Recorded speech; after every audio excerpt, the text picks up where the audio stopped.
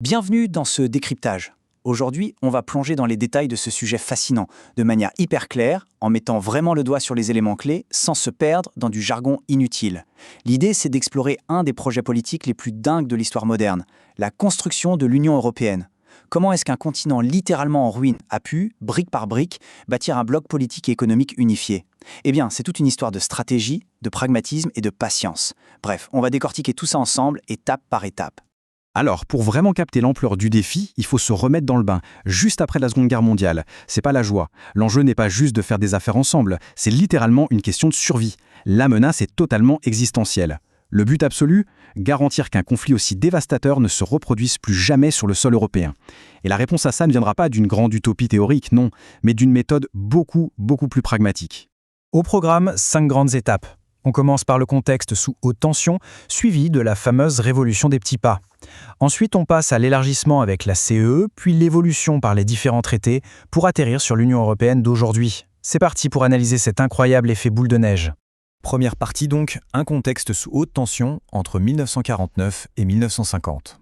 Et quand on dit haute tension, ce n'est vraiment pas une exagération. À la fin des années 40, le monde bascule carrément dans la guerre froide.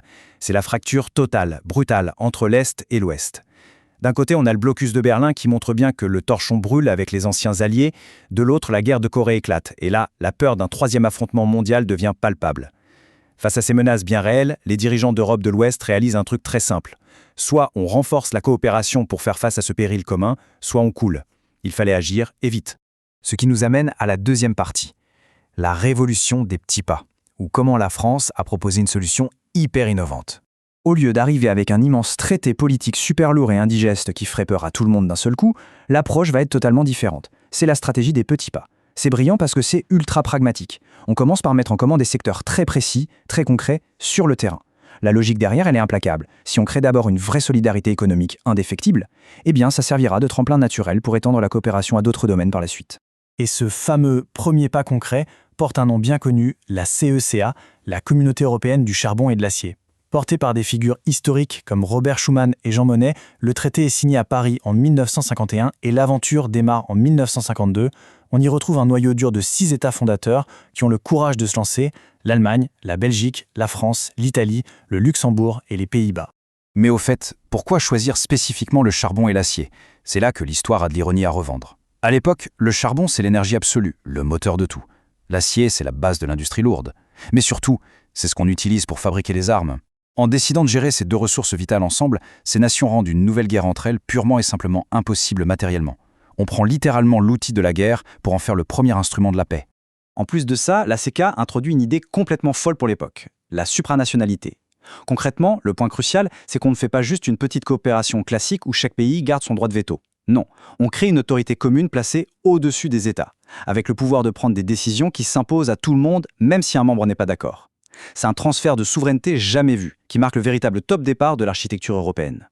Passons à notre troisième partie, l'élargissement avec la CEE et le fameux traité de Rome de 1957.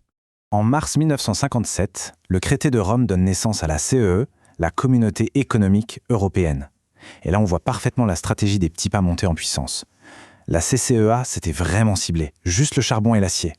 Avec la CEE, on change d'échelle, on passe à l'intégration de l'ensemble de l'économie des pays membres. De plus, petite différence majeure, ce nouveau traité est signé pour une durée illimitée. On s'engage sur le très long terme. Le cœur du réacteur de cette CEE repose sur ce qu'on appelle les 4 libertés. Le but est de créer un marché intérieur géant, sans aucune frontière, pour que les personnes, les marchandises, les services et les capitaux puissent circuler librement. Ce marché unique colossal devient alors le socle parfait pour développer d'autres politiques communes, comme la politique agricole par exemple. L'économie européenne devient profondément et irréversiblement imbriquée. Ce qui nous amène logiquement à la quatrième partie, l'évolution par les traités ou l'approfondissement politique de cette union. L'histoire de l'Europe, c'est finalement une suite de révisions de traités. De 1986 à 2009, chaque date, chaque ville donne son nom à une nouvelle brique ajoutée à l'édifice, un nouvel objectif pour transformer peu à peu ce projet économique en un projet beaucoup plus profond. Voyons un peu comment tout ça s'est accéléré. D'abord, il y a l'acte unique en 1986 qui veut vraiment achever le marché intérieur tout en commençant à parler d'environnement ou de social. Mais le vrai bond en avant monumental, c'est Maastricht en 1992. La CEE se transforme officiellement et devient l'Union européenne. Maastricht lance la folle idée de la monnaie unique, impulse une politique économique globale et introduit le concept même de citoyenneté européenne. L'Europe n'est plus juste un grand marché, ça devient une identité. Ensuite, les traités d'Amsterdam et de Lisbonne viennent vraiment consolider la structure politique. Amsterdam met le paquet sur les valeurs, affirmant l'attachement aux droits de l'homme et à la démocratie. Lisbonne, de son côté, rationalise les institutions, donne enfin une force juridique contraignante à la Charte des droits fondamentaux et crée la figure du président du Conseil européen, donnant un visage clair à l'Union sur la scène mondiale. Et nous voici arrivés à notre dernière étape, l'Union européenne d'aujourd'hui. L'heure de faire le point. Quand on regarde en arrière, le parcours est assez vertigineux, non? Partir d'un continent ravagé, en pleine méfiance de guerre froide, pour arriver à un tel résultat. La méthode des petits pas a marché de façon magistrale. Accepter de gérer un peu de charbon ensemble pour finalement bâtir une union politique globale et pacifique. C'est la création méthodique d'un espace de stabilité totalement inédit dans l'histoire de l'humanité. Mais attention, il y a un détail essentiel qu'il faut absolument garder en tête. Avec tout ce chemin parcouru vers l'intégration, le fameux traité de Lisbonne a quand même introduit une nouveauté choc, le droit de retrait. Jusque-là, la dynamique c'était toujours de s'élargir, d'ajouter du monde. Lisbonne a créé pour la première fois un mécanisme légal permettant à un pays de quitter le navire. Les architectes de cette union ont donc eux-mêmes dessiné la porte de sortie de leur propre édifice. Ce qui soulève une sacrée question pour conclure cette analyse. L'Union européenne est une construction incroyablement patiente et réalisée brique par brique. Mais si toute la structure tient sur la solidarité de ses blocs, quelle est la résilience du système quand on autorise concrètement l'une de ces briques à se retirer? Ça illustre parfaitement toute la fragilité et la complexité fascinante de cette union. Une histoire politique sans précédent et qui, de toute évidence, est encore très loin d'être terminée.